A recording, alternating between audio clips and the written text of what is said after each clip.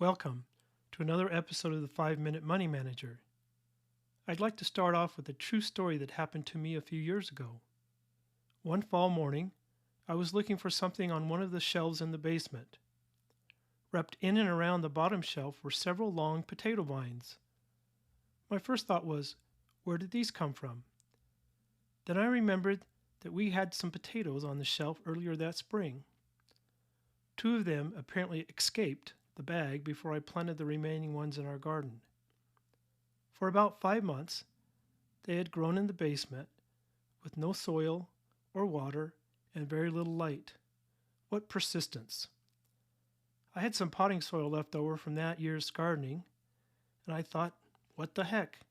So I trimmed the existing vines, cut the top off of an empty orange juice container, filled it with soil, and planted those dried up little things. About a week later, I noticed a small green shoot emerging. Then, true to form, the shoot began to get tall and leggy as it looked for sunlight. Being the wrong time of year to plant anything outdoors, I set up my grow light. Other shoots pushed their way through the soil. When the weather warmed up the next spring, I planted the remaining persistent potato in my garden. One of the two did not make it through the winter. However, its trials were not over yet. We had an infestation of grasshoppers that year. The grasshoppers nearly ate every green plant in the garden.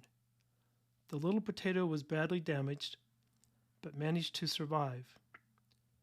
When it was time to harvest, I carefully removed the soil around the dried and shriveled potato vines. To my delight, there were a handful of new potatoes.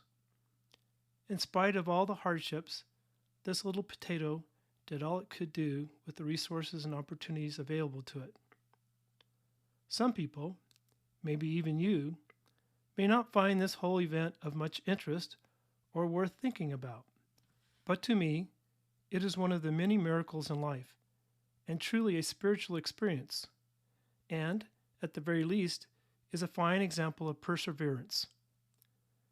When you are trying to implement new goals, which is basically exchanging old behaviors for new ones, it is easy to get discouraged and give up when your progress is slow. The path to success may be bumpy, full of setbacks, and even outright failures. Without perseverance, you will not achieve the results that you have already decided are important to you. This is not to say that you cannot, at any time, reevaluate what's important to you. But reevaluation and giving up are two different things. Too often I find myself wanting to quit a task when seemingly insurmountable difficulties arrive, or it seems the results are happening too slowly.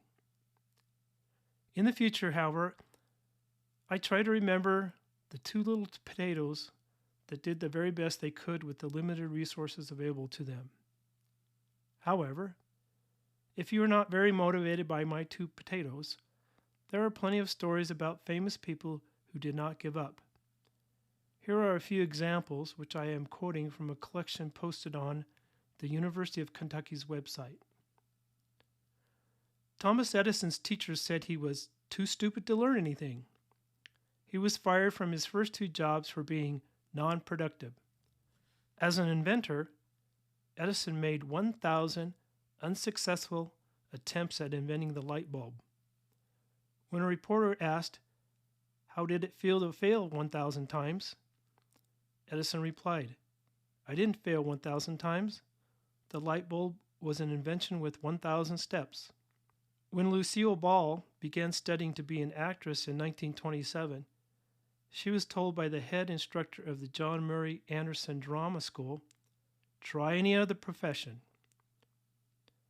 In 1954, Jimmy Denny, manager of the Grand Ole Opry, fired Elvis Presley after one performance. He told Presley, "You ain't going nowhere, son. You ought to go back to driving a truck." If you would like more examples, I have posted a link titled "But They Did Not Give Up" in the resources section at 5minutemoneymanager.com. Thanks for listening, and have a great day.